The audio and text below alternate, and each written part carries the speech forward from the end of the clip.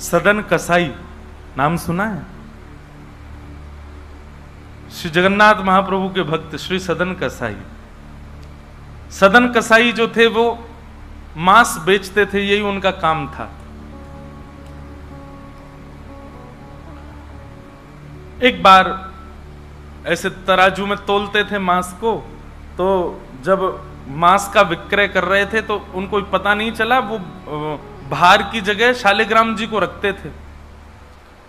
लेकिन कीर्तन उनको बड़ा प्रिय था, कीर्तन करते हुए मांस बेचते थे। बताओ, ऐसा उनका स्वरूप। एक बार एक महात्मा वहां से निकल रहे थे, तो महात्मा ने जैसे ही देखा, वो तो देखते ही पहचान गए, मुंह पे कपड़ा रख करके जा रहे थे, तो देखा कि ये तो शालिग्राम जी हैं। तुरंत, अरे तुम क्या कर रहे हो, बहुत बड़ा पाप है, ये तो साक्षात शालिग्राम जी हैं। उसने कहा महाराज मुझसे गलती होगी, मुझे तो पहचान है नहीं। बोले लाओ इनको, मुझको दो। शालिग्राम जी ले लिए महाराज, जाकर के शुद्ध नदियों के जल से स्नान कराया, पंचामृत स्नान कराया, इत्र लगाया, चंदन लगा करके चांदी के सिंहासन पर बैठा के माला पधरा दी, ठाकुर जी का कीर्तन, बढ़िया खीर बना के भोग लगाई, और खूब रोए महात्मा। बोले कि नाथ आप भी कहां के कसाई के यहां बैठे थे, अब आप विराजो, प्रेम से रतन सिंहासन पर विराजो।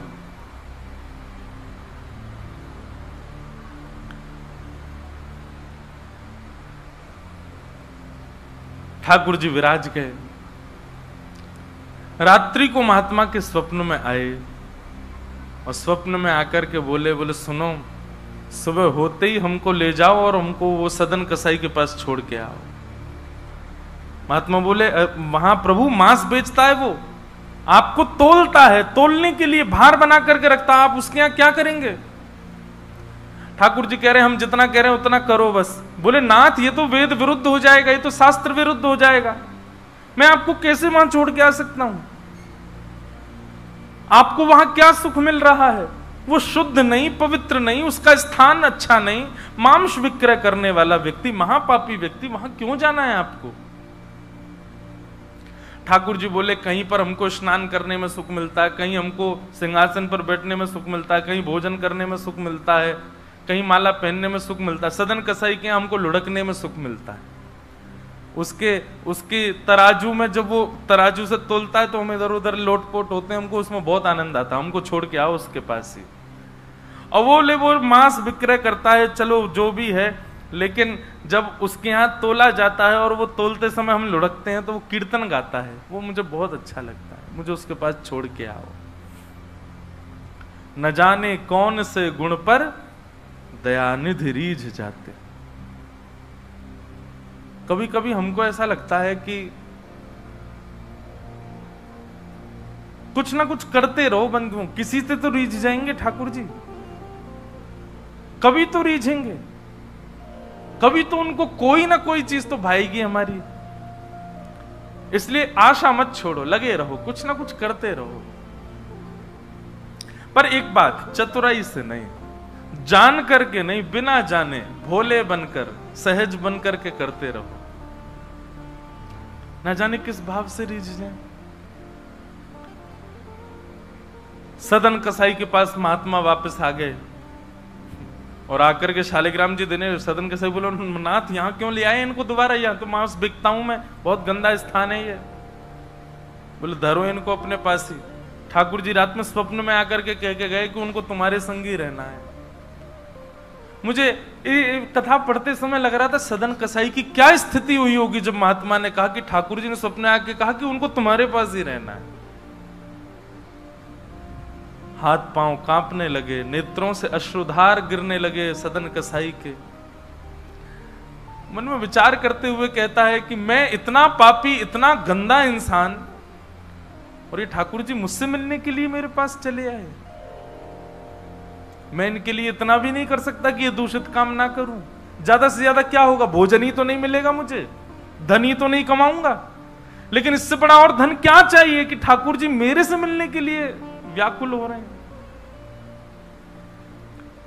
उसी समय सदन कसाई ने अपनी दुकान बेच दी, सब काम बंद कर दिए और बस अपने ठाकुर जी के लिए जीवन जीने लगा।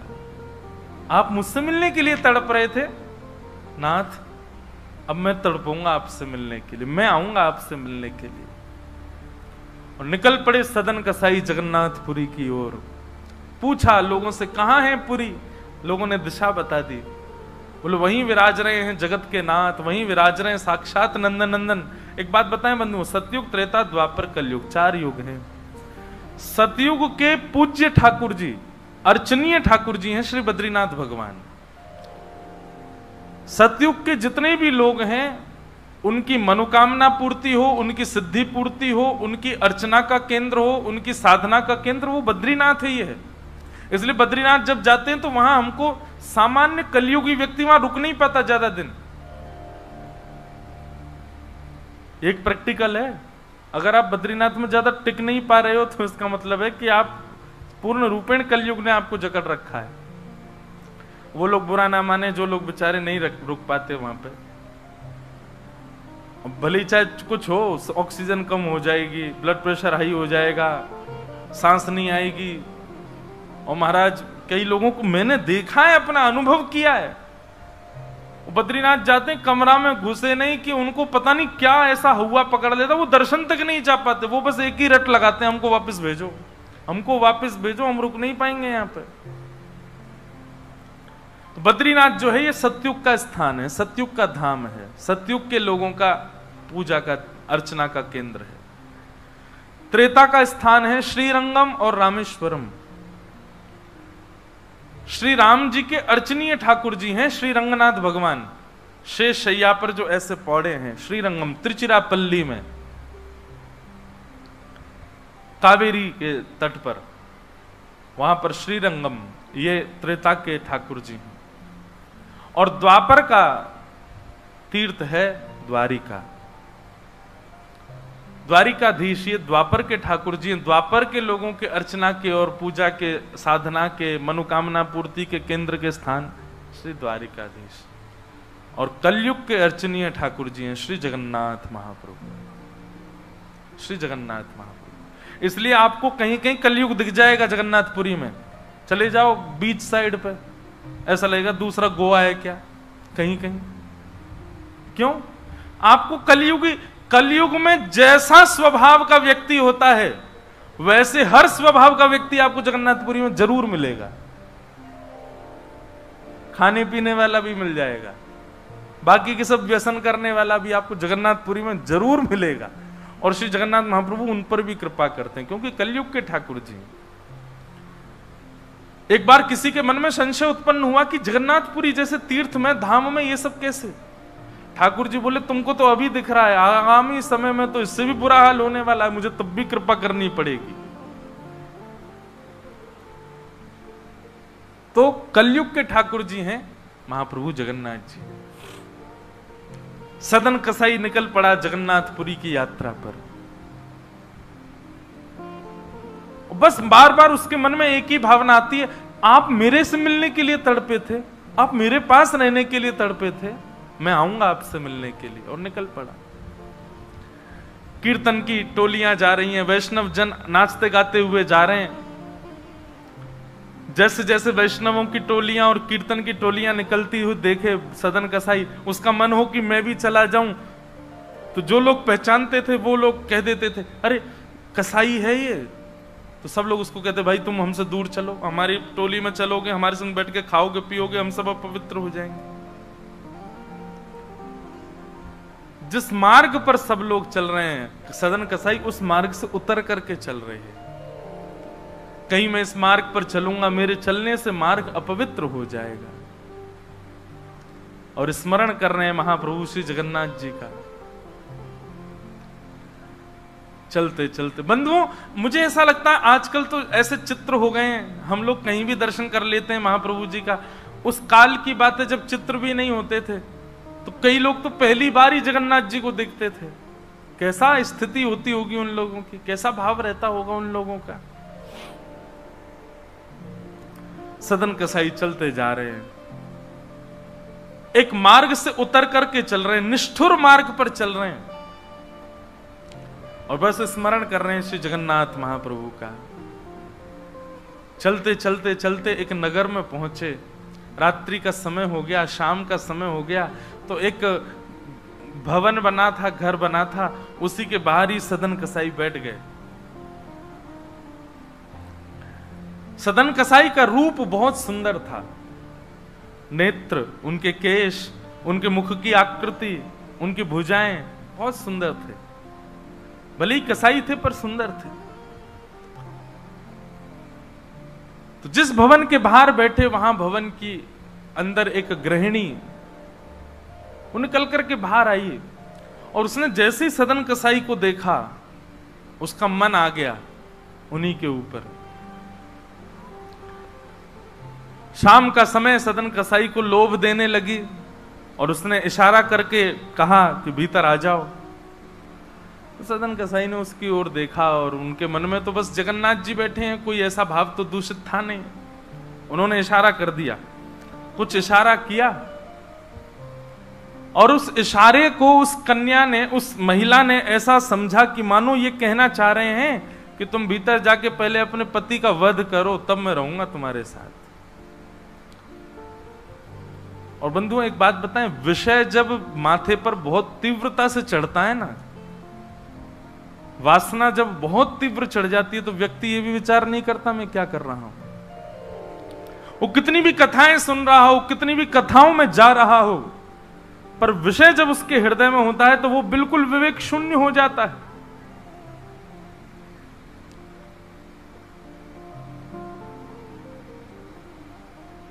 विषयों का मतलब, विषय भोगने से पाप कम लगता है, पर विषय जब सिर पर हावी होता है तो उस समय जो हम विवेक शून्य हो जाते हैं, उससे पाप ज्यादा लगता है हमको। विषय हावी हो गया उस माता के भीतर, जाके उसने अपने पति का वध कर दिया, मार दिया। और बाहर आकर के सदन कसाई से कहा, अब तो चलो, मैंने अपने पति को मार दिया, चलो मैं और तुम ब्याह कर लेते हैं। सदन कसाई बोला, देवी ये तेने कहा किया, मैंने तो नहीं कहा था कि तुम मारो। बोले, हो तुम झूठ बोलते हो, तुमने ही तो कहा था कि उसका वध कर दो तब रहूंगा। अब तुम्हारे पास एक ही रास्ता, या तो मेरे साथ रहो, नहीं तो मैं सबको बता दूंगी कि तुमने मेरे पति को मरवाया है। पर जिनके हृदय में श्री ठाकुर जी विराजमान है, उनको अन्य किसी के लोभ की इच्छा नहीं होती। उन्होंने कहा, ज्यादा से ज्यादा मार दोगी मुझको और क्या, बदनामी होगी, सब होगा, लेकिन मैं अपनी स्थिति से नहीं हट सकता। और उन्होंने अस्वीकार किया। हुआ वही, उसने हल्ला मचा करके सबको इकट्ठा कर दिया, मेरे पति को इसने मरवा दिया और ये आदि आदि सब कर दिया। सदन कसाई को बंदी बना करके राजा के सामने प्रकट कर दिया। सब लोग आगे खिसक जाओ थोड़े थोड़े, पर कथा सुनना मत छोड़ो, कथा सुनते सुनते खिसक के आओ। सब लोग बैठ जाओ, यहाँ आगे जितनी जगह बैठ जाओ, आ जाओ। हाँ,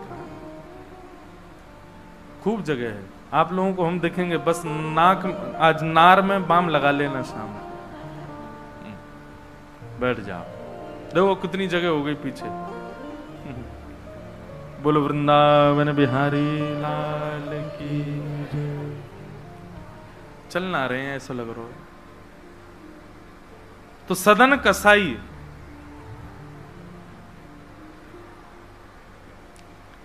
उसने, देखो ये बात करने को किसने कहा आपसे, आपस में बात नहीं करो, इधर देखो सब लोग, कथा सुनो, बस खिसक के बैठ जाओ चुपचाप।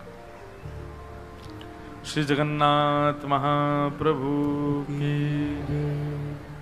तो सदन कसाई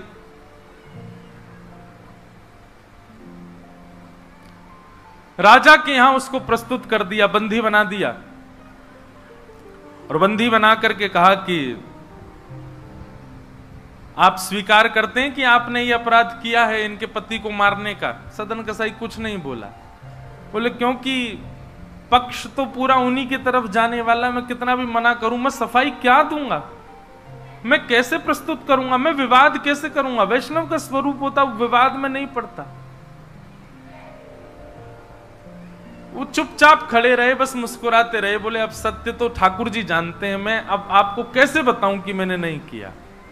मैं कहूं कि मैंने नहीं किया तो मेरे पास कोई प्रमाण नहीं है ना देने का कि मैंने नहीं किया। और प्रमाण देने के लिए, इकट्ठा करने के लिए, इतने प्रपंच में पढ़ने के लिए मैं नहीं निकला हूं। मैं तो जगन्नाथ जी से मिलने के लिए। आपको जो दंड देना है, बस मृत्यु दंड मत देना, बाकी जो दंड देना है दे दो, मुझे जगन्नाथ जी का दर्शन करना है।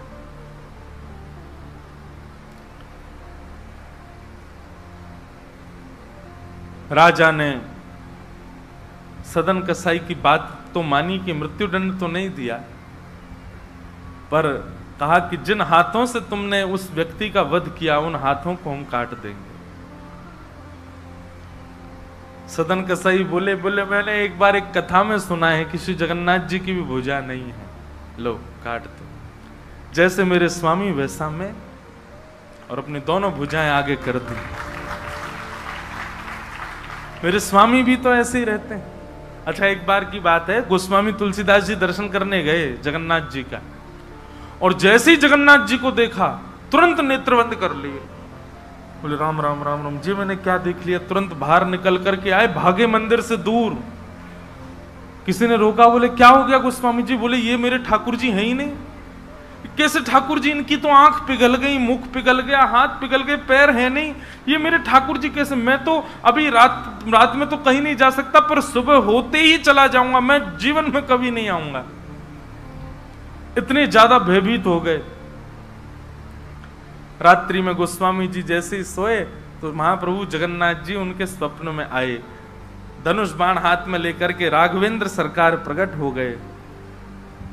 बोले भगवान, ये मैंने आपका कैसा दर्शन किया? आपकी भुजा नहीं है, आपके चरण नहीं है, आपके कान नहीं है, आपका मुख पिघला हुआ, नेत्र ऐसे बड़े बड़े, ये ऐसा रूप क्यों है आपका? बोले तुम्हारी वजह से है। गोस्वामी जी बोले मेरी वजह से? बोले हाँ, तुमने मानस जी में लिखा है, बिन पग चलहि सुनहि बिन काना। वो बिना पैर के चलता है परमात्मा, बिना कानों के सुनता है।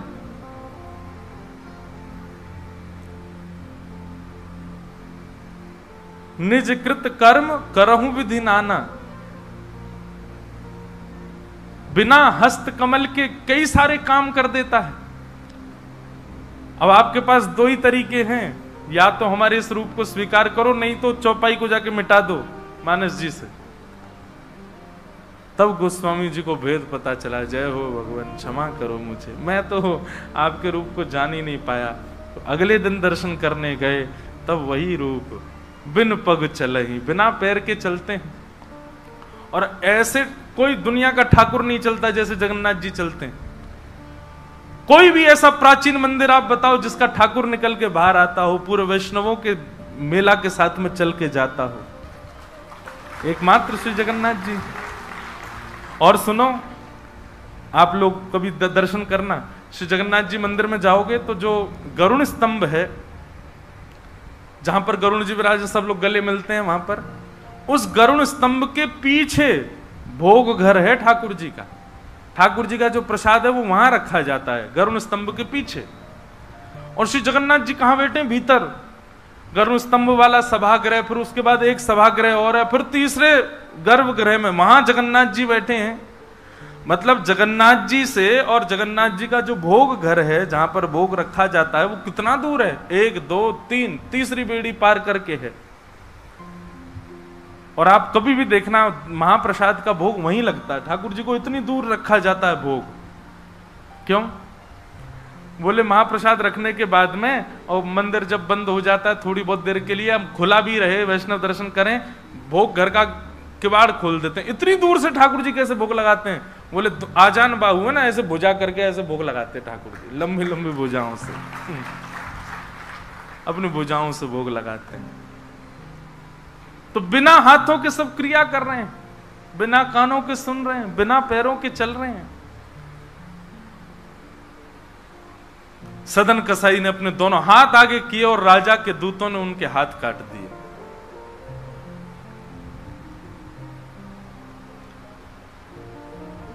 पीड़ा में नहीं है, प्रसन्नता में है। आंसू तो निकल रहे हैं नेत्रों से, पर प्रसन्नता के आंसू हैं कि नाथ आपने किसी रूप में तो मुझे स्वीकार किया। चलते जा रहे हैं, रक्त बह रहा है दोनों तरफ से। बस रास्ते में एक ही प्रार्थना कर रहे हैं, नाथ है तो ये शरीर ही, और यही माध्यम है मुझे आपके दर्शन का। इसमें जो ये पीड़ा हुई है, जो रक्त संचार हो रहा, रक्त जो निकल रहा है, बस इससे केवल ठाकुर जी इतना रक्त बचने देना भीतर कि मैं जगन्नाथपुरी पहुंच जाऊं, आपका दर्शन कर लूं, उससे पहले मेरे प्राण ना निकल जाए। और चलते जा रहे हैं। ऐसी लगन हमको कभी नहीं लग सकती बंधुओं, इस जन्म में तो नहीं लग सकती। हम लोग केवल बड़ी बड़ी बातें कर सकते हैं, बड़ी बड़ी बातें सुन सकते हैं, ऐसे प्रेमी हम जगन्नाथ जी के कभी नहीं बन सकते।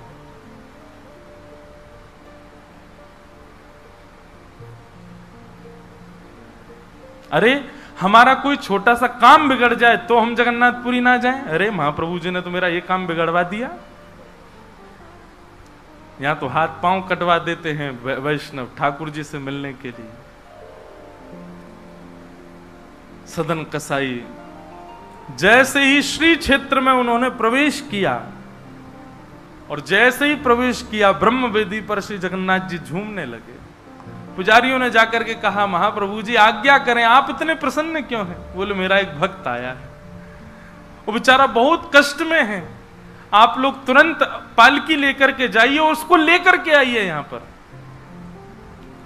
पुजारी सब पालकी लेकर के दौड़े और पुरी में प्रवेश कर रहे वैष्णवों से पूछने, अरे भैया महाप्रभु जी का कोई भक्त आया है क्या? महाप्रभु जी ने पालकी भेजी है उसको ले जाने के लिए। महाप्रभु जी आज बड़े प्रसन्न हैं, उनका कोई परम वैष्णव भक्त आया है। तो सदन कसाई ने जैसे ये बात सुनी कि पुजारी हल्ला कर रहे हैं, कोई बहुत बड़ा भक्त आया है, महाप्रभु जी ने उसके लिए पालकी भेजी, तो सदन कसाई इतने खुश हो गए, बोले आज ठाकुर जी के दर्शन तो होंगे, उनके एक प्रिय भक्त के भी दर्शन हो जाएंगे, कितना मेरा सौभाग्य होगा। और रही बात, मैं तो बहुत बड़ा पापी हूं, मैं तो रास्ता भर यही सोचता आ रहा था कि मैंने इतना पाप किया, इतना मांस बेचा है जानवरों का, महाप्रभु जी पता नहीं मुझसे नाराज होंगे, पर आज लगता है कोई परम वैष्णव भक्त आया तो महाप्रभु जी का मूड बढ़िया होगा, आज प्रसन्न होंगे। तो प्रसन्न मुद्रा में ठाकुर जी बैठे होंगे, तब मैं दर्शन करूंगा तो मेरे सारे अपराधों को क्षमा कर देंगे। वहां तो भीड़ लग गई पालकी के पास में, बोले हम हैं परम भक्त, और वो सदन कसाई दूर ही खड़े हैं। बोले इनमें से कोई होगा जो पालकी में बैठेगा, आज पहले उसको प्रणाम करूंगा फिर महाप्रभु जी को करूंगा।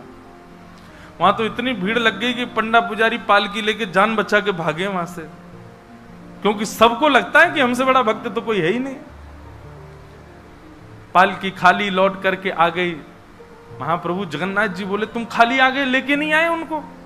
बोले भगवान आपके एक दो भक्त तो है नहीं, वहां तो हजारों भक्त, एक पालकी उसमें कितनों को बैठा के हैं, सब चढ़ने लगे। बोले हम हैं भक्त, हम हैं भक्त। आप कोई संकेत बताओ, आपके भक्त का कोई लक्षण।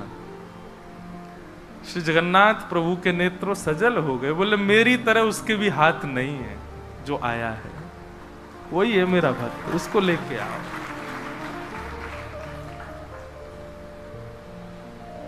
पुजारी पालकी लेकर के दोबारा गए, देखा तो जब श्री क्षेत्र आया ना, तो श्री क्षेत्र आते ही अब सदन कसाई चल करके नहीं जा रहे हैं, दंडवत करते हैं, लेट जाते हैं और फिर लेट करके उठते हैं, फिर आगे बढ़ के फिर लेटते हैं, फिर उठते हैं, दंडवती परिक्रमा की तरह भीतर जा रहे हैं। उसमें भी भुजा नहीं है उनके पास में, लेटते हैं तो उठते कैसे हैं ये देखने पर ही लोगों का हृदय द्रवित हो जाता है, और किसी से सहायता नहीं लेते। वो तो दूर चल रहे हैं ना, उस मार्ग पर ही नहीं चल रहे जहां सब चल रहे हैं। बोले कि मैं चलूंगा तो अपवित्र हो जाएगा मार्ग।